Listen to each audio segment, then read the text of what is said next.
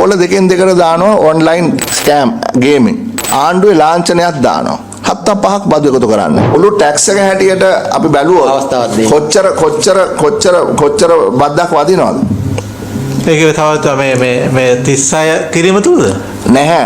SSCL එකයි VAT එකයි ක්‍රම දෙකකටනේ ගහන්නේ.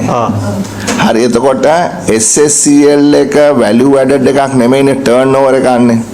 එතකොට retail trade එක ගත්තාම final consumer කෙනෙක්ට මේ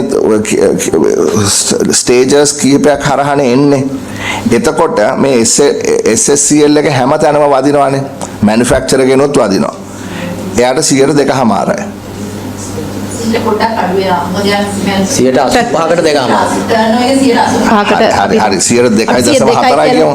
ඊට පස්සේ ඩිස්ට්‍රිබියුටර්ට වදිනවා. ඩිස්ට්‍රිබියුටර් එකේ 125කට තමයි ඒ කියන්නේ අතනිනුත් තව ප්‍රමාණයක් අඩු වෙනවා. හරි ඊට පස්සේ ලොජිස්ටික්ස් එකටත් වදිනවා. ඔව්. ට්‍රාන්ස්පෝර්ට් කරන්න එපා. ඊට පස්සේ රීටේලටත් වදිනවා. භාණ්ඩ ප්‍රවාහන SSCL නිදහස. ට්‍රාන්ස්පෝර්ට් නිදහස්. හරි එතකොට මේ වැලියු චේන් එකේ තැන් වල මේක වදිනවනේ. හරි එතකොට තැන් වල වදිනකොට අවසානයේ කන්සියුමර්ට මේක කොච්චර බද්දක් හැටියට පේනවද? ඔව් සමහරවිට කියන හරි 2.5 කිව්වට ඇවරේජ් effective rate එක 4% වෙන්න පුළුවන්.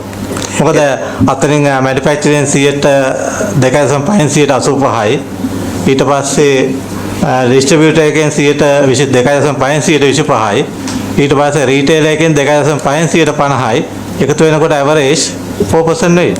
එතකොට 3.5 to 4% වෙයි. හරි එතකොට මම අහුවොත් මේ ප්‍රශ්නේ ඇත්ත වශයෙන්ම පාරිභෝගිකයෙක් බදු හැටියට ගෙවන්නේ 18 නෙමෙයි 22කට කිට් වෙන ප්‍රමාණයක් කියලා ඒක නිවැරදිද? VAT and SSCL දෙකම තියෙනවා නම් ඔව්. මම කියන්නේ සාමාන්‍යයෙන් කඩෙන් ගිහිලා බඩුවක් ගත්තාම පාරිභෝගිකයෙක් VAT එකයි SSCL එකයි ගෙවනවා. ඒ item එකේ දැන් VAT තියෙනවා. මොකද SSCL item එකට අදාළ වෙන්නේ නැහැ නේ. ඔව් ඒක තමයි මම අහන්නේ. එතකොට දැන් අපි ගත්තොත් සබන් කැටේට. සබන් කැටේට පාරිභෝගිකයා ගෙවන බද්ද කීයක් වෙනවද දැන් මේවත් එක්ක? ෆයිනල් MRP එක ඇතුලේ 122ක විතර බද්දු තියෙනවා වෙන්න පුළුවන්. 22ක බද්දක් තියෙනවා. ඇත්ත කතාව තමයි පාරිභෝගිකයාට 121මාරක් 22ක් වදිනවා සබන් කැටේට. හරි කැසිනෝ බද්දට මොකද වුනේ? දැන් මම ඒක තමයි මම කියන්නේ මේ VAT එක අපි වැඩි කරනවා. පොඩි මිනිහාට VAT එක සමා වෙන්නේ නැමතුමා. හරි.